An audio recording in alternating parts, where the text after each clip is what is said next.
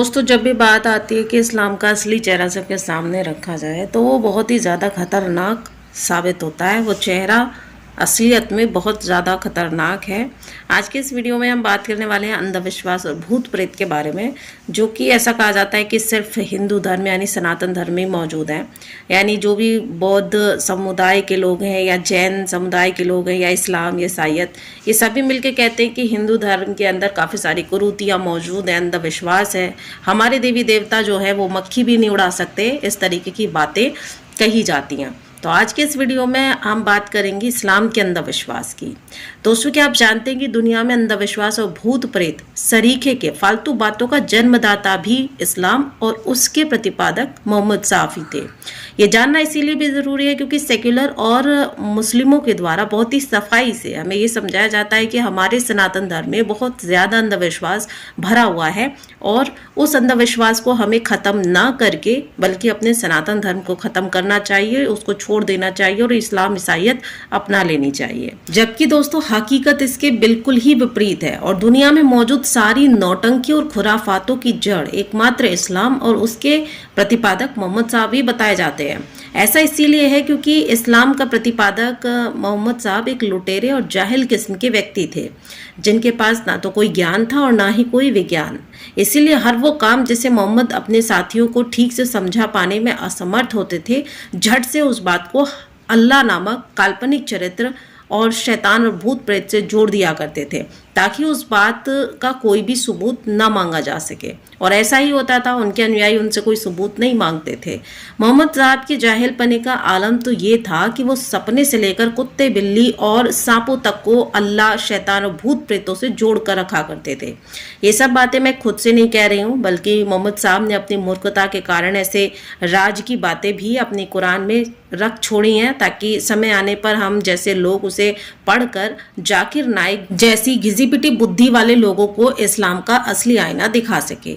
जरा आप भी कुरान की वो आयतें पढ़ें, देखें इस वीडियो में और इस्लाम के बारे में अपना सामान्य ज्ञान और भी ज़्यादा बढ़ाएं। इस्लाम के जादू टोने की वीडियो आपने काफ़ी सारी सुनी होंगी, जिन्नात के बारे में, जिन्नों के बारे में भी सुना होगा। तो आज इस वीडियो में सबूत के साथ देख भी लीजिए।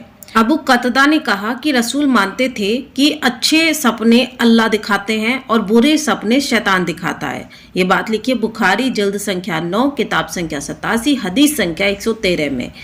सईदुल खुदरी ने कहा कि रसूल ने कहा कि अगर तुम बुरे सपने देखो तो समझो कि वो शैतान की तरफ से है, तो उसके बारे में किसी को नहीं बताओ और शैतान से बचने के लिए अल्लाह की शरण मांगो। ये बात लिखी है बुखारी जल्द 9, किताब 87, हदीस संख्या 114 में।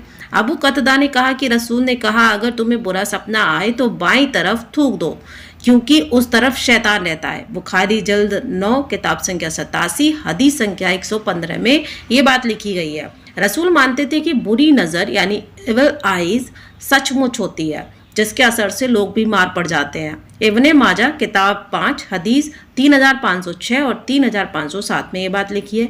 किसी की बुरी नज़र के दुष्प्रभाव को दूर करने के लिए लोग एक बर्तन में पानी में रसूल की बाल डाल देते थे और वो पानी लोगों को पिला दिया करते थे।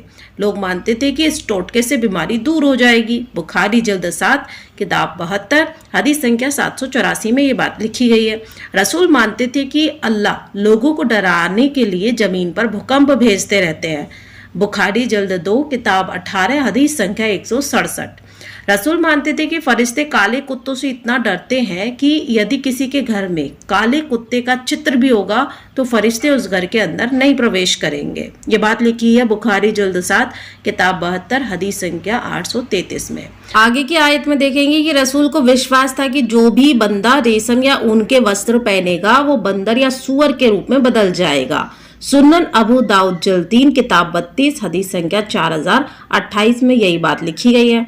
रसूल ने बताया है कि अक्सर जिन सांपों का रूप धर लेते हैं और यदि तुम्हारे घर में कोई भयानक सांप आ जाए और यदि वो 3 दिन तक नहीं काटे तो समझ लो वो मुसलमान जिन है।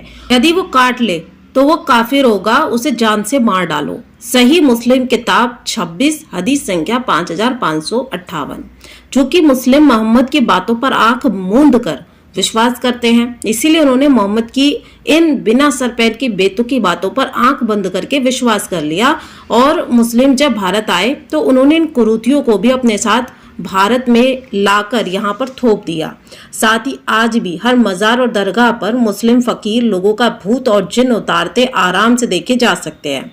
इस्लाम की ही तथाकथित पवित्रतम धर्म ग्रंथ कुरान से एकत्रित किए गए इन साक्षात प्रमाणों से ये साफ जाहिर हो जाता है कि इस्लाम ने दुनिया में सिर्फ खून खराबा ही नहीं फैलाया है, बल्कि अंधविश्वास, कुरीतियां, अधिकांश कुरीतियां इस्लाम की ही देन है। आपने नोटिस एक बात की होगी कि इन सभी आयतों में जिन जानवरों को मारने की बात की गई है उसमें काला कुत्ता, जो कि हिंदुओं के भैरव बाबा की सवारी माना जाता है, बंदर जो कि हनुमान जी के रूप में माना जाता है, और सांप जो कि भगवान शिव यानी महाकाल के गर्दन में लटका रहता है, इन्हीं को मारने की सबसे ज्यादा बातें की है। यानी अगर ये लोग इंसानों को काट लेते हैं तो वो काफिर जिन हो जाते हैं, और अगर नहीं काटते हैं तो फिर वो मुसलमानों के शैतान के द्वारा भेजे गए दूत होते हैं। अब आप खुद सोचिए कि जिस मजहब को दूसरे की बातों को कॉपी करने की आदत है, या कभी भी वो धर्म या मजहब अपनी गलतियों को, कुरीतियों को नहीं एक्सेप्ट कर सकता है, भला वो किसी भी अच्छे मानव को कैसे पैदा कर सकता है।